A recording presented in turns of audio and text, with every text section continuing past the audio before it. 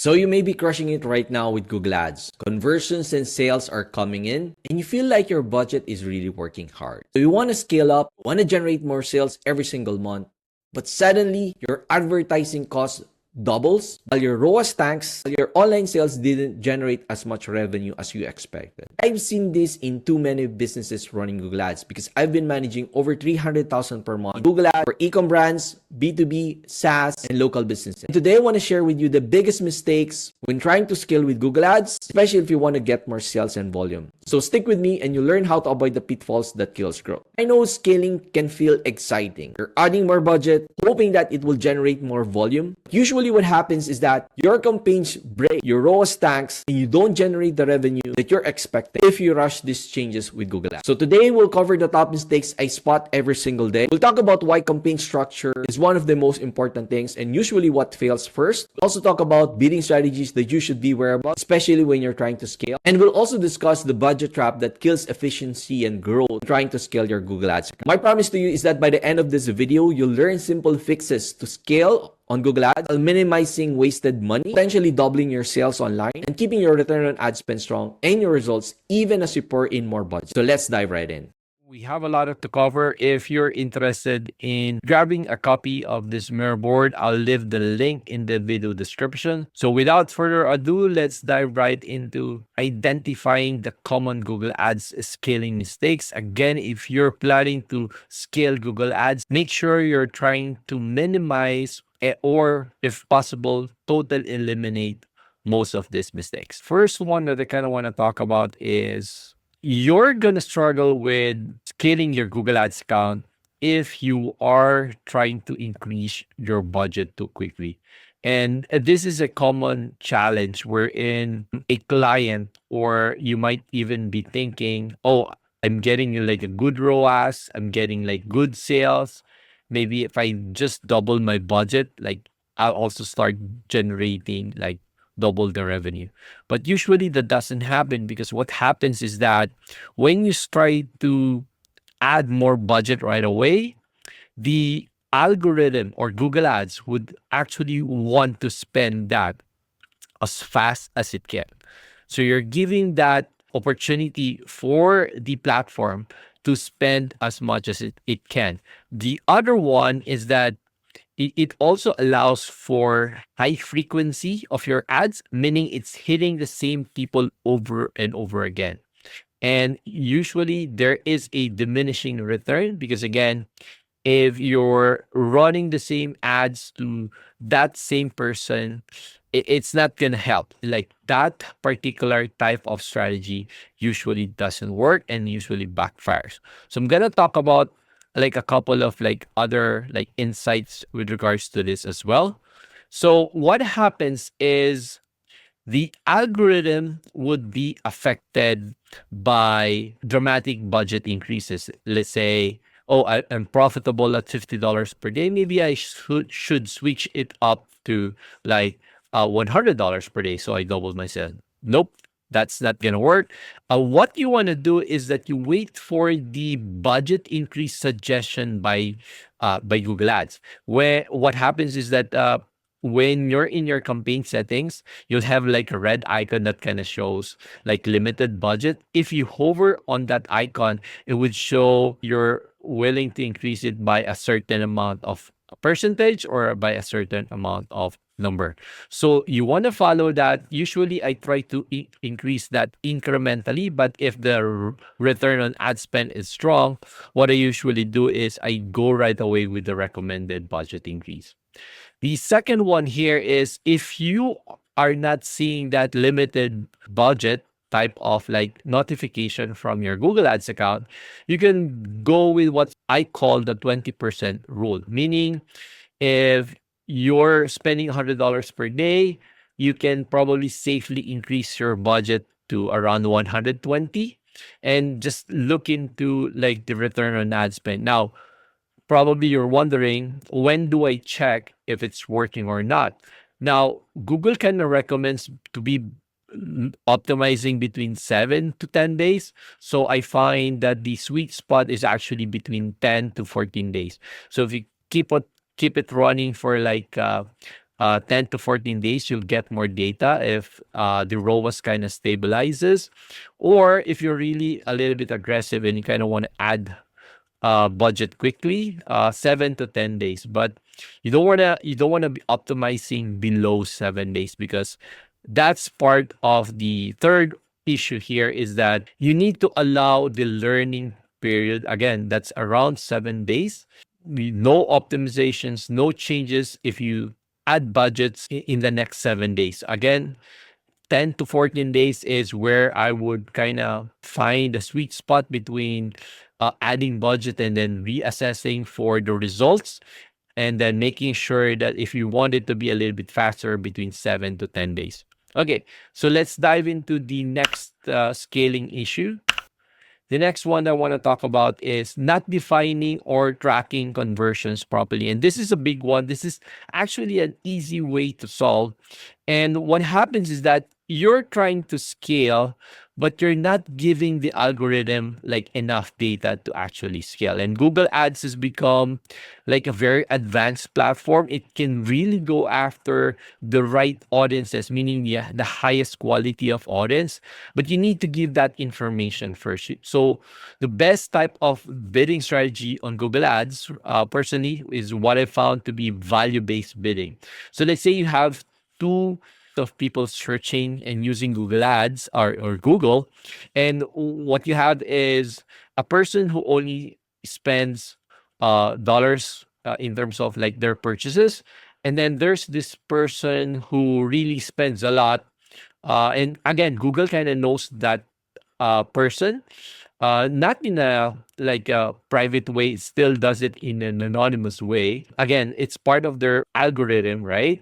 And when you do what's called value-based bidding, you're telling the algorithm, okay, that person with that higher long lifetime value potential, so meaning they might buy a higher ticket item, I want you to go after that, because I want you to go after like a higher LTV type of customer.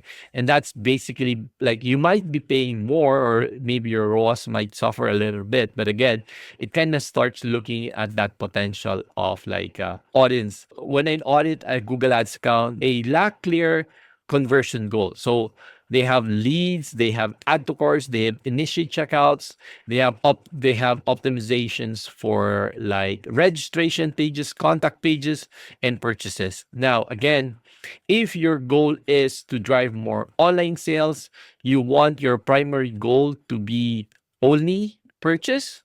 But if you are planning to generate as many leads, you can obviously test out like leads as kind of like that primary conversion goal. But most of the time, it is to generate purchases, and then again, use that value-based bidding to attract and to let Google Ads target the highest quality of audience. Now, obviously, I want to quickly talk about the importance of like changes in terms of like what changed in Google Ads conversion tracking.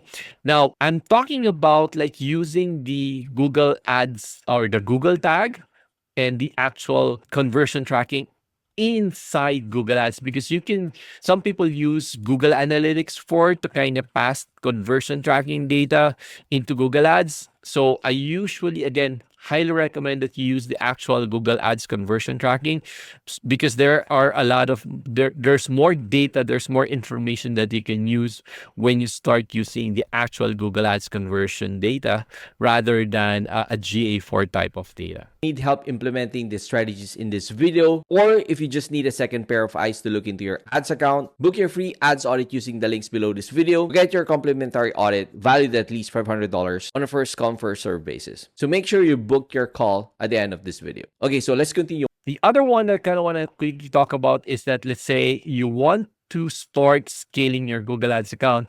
And if you rely only with the smart bidding strategies inside Google Ads, like performance max campaigns, you will start to see that you might be spending more than what you should, right? So for example, I'm very, very hesitant with kind of like new features in Google Ads that really I haven't tested out a lot, because they tend to sometimes be aggressive in a way we're in, again, Google is there to kind of make money.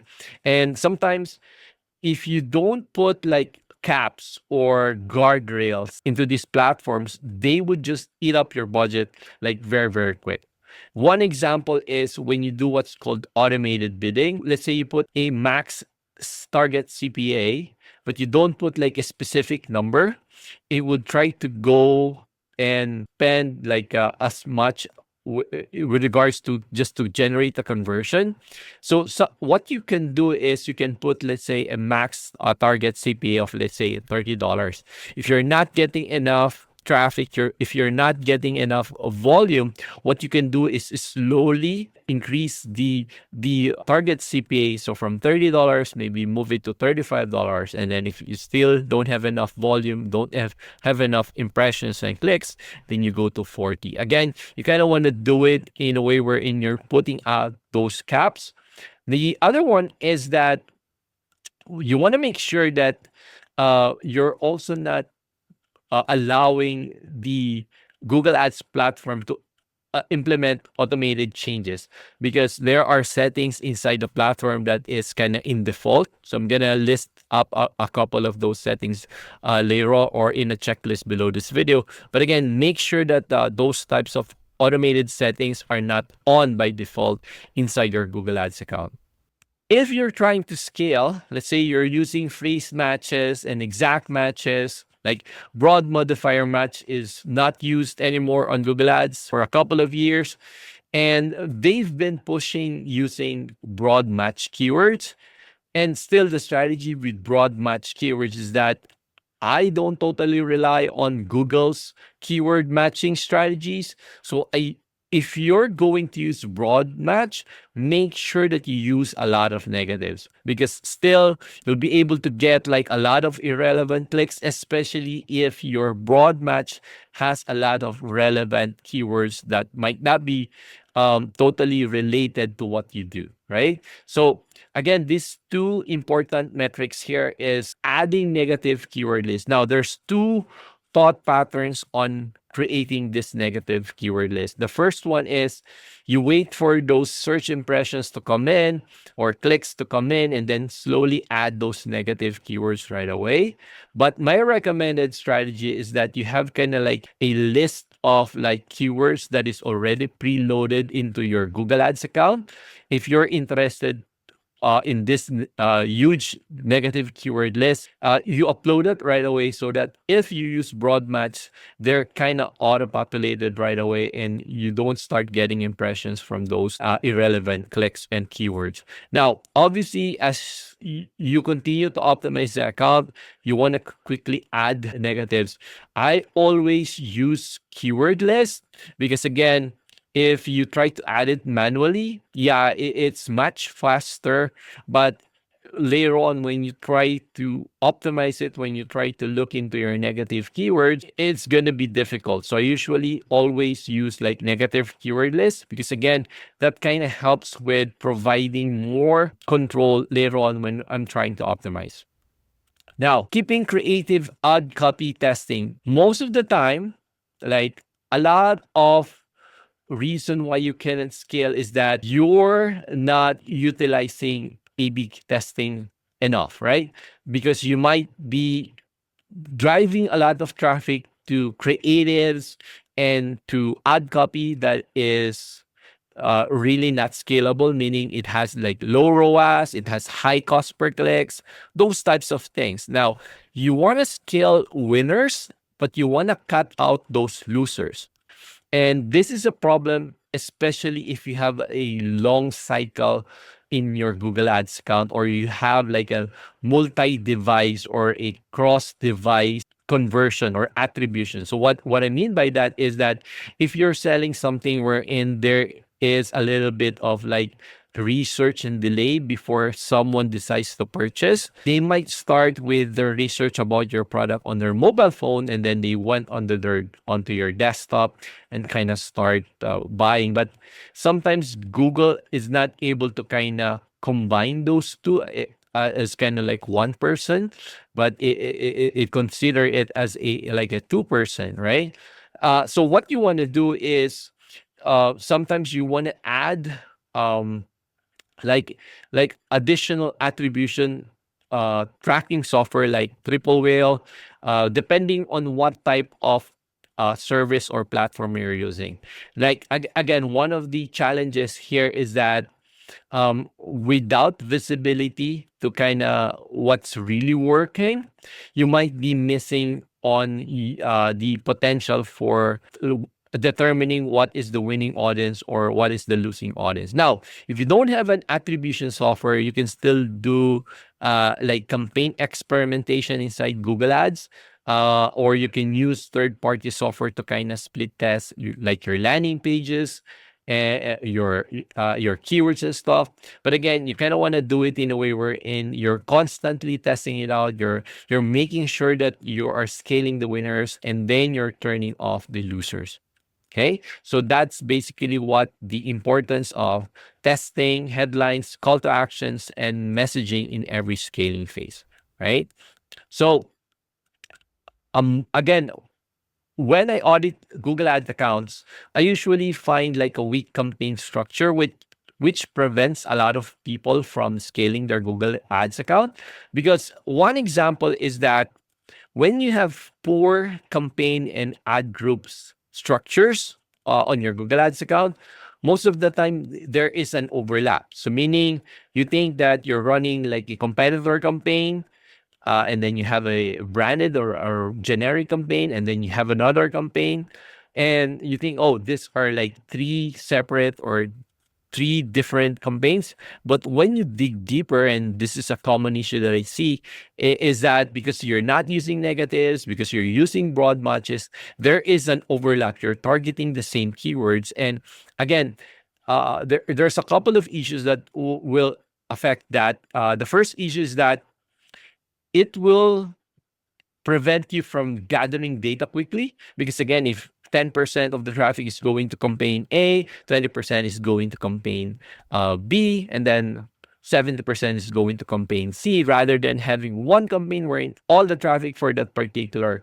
segment or audience is only going to that one campaign. You're now diluting that to three separate campaigns, right? The second issue is obviously cannibalization, meaning there's overlap between those several campaigns. Again, it might be increasing your bids, it might be affecting your ROAS. You'll notice that in some campaigns, your ROAS is much higher than the other campaign wherein the quality scores are much better. So again, you want to make sure that your campaigns are structured properly. And when you're only spending maybe up to $100 per day on your Google Ads account, it might not be a big issue, which is why a lot of the smaller Google Ads account that I've managed, they don't really see this as a big issue, but this will become a big problem once you want to start scaling. Let's say you're spending $1,000, $2,000, $5,000 per day. If you don't have like good campaign structure and good naming convention, it will be very, very difficult for you to optimize and diagnose your Google Ads campaigns. Now, I briefly talked about attribution, right? This is a common problem. Again, as I mentioned, if you have like a longer sales cycle, and I'm seeing this most often, especially on e-commerce websites, on B2B, wherein you might be turning off campaigns or creatives that you think might not be working, but if you use another attribution software like Hyros or Triple Whale, you're going to start seeing that this particular campaign was the first source of traffic, and then this other campaign was actually where the last click of conversion came in. So maybe they started with like a YouTube ad or a display ad, that's the source of the first click, but then they ended up converting on a Gmail ad or on a search ad or on a Performance Max campaign ad.